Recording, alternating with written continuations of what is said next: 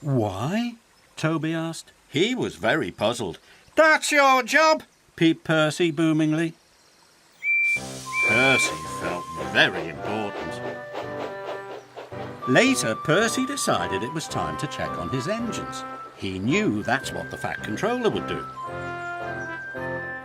Children were waiting on the bridge. Percy peeped below. But the children were looking down at the track. Gordon was puffing very slowly down the line. The children began to laugh. "Look at Gordon," they cried. "What a slow coach." Then James stopped at the signal. The children laughed again. "Who is that giant stripy bee?" they called. Finally, Toby huffed in with the heavy express. He was very tired. Gordon, James and Toby heard the children laughing, and then they saw Percy watching.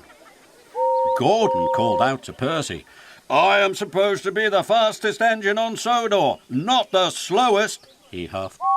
"I'm supposed to be the reddest engine," moaned James. "Now no one knows who I am." "I'm only a steam tram," Toby puffed. "The express is too heavy for me to pull." Percy was worried. He knew he had made lots of mistakes. Then Thomas puffed up.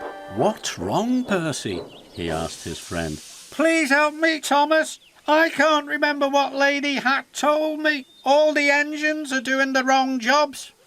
Thomas thought for a moment. "You must go back over your tracks," he puffed. "You might see things that will help you remember." Percy thought that was a very good idea. Thomas and Percy pulled into Knapford Station. "Gordon and slow coaches," puffed Percy. Suddenly, Percy saw crates of china waiting on the platform. "That's it," Percy cried. "Gordon is to take the china to Brendam Docks. He must pull his coaches very slowly." Percy and Thomas puffed into the coal yards. "James must be a busy bee," Percy said slowly. There were lots of grumbling trucks waiting to be shunted. "That's it. James is to shunt lots of trucks, so he must be as busy as a bee." Finally, Percy and Thomas arrived at Maithwaite Station.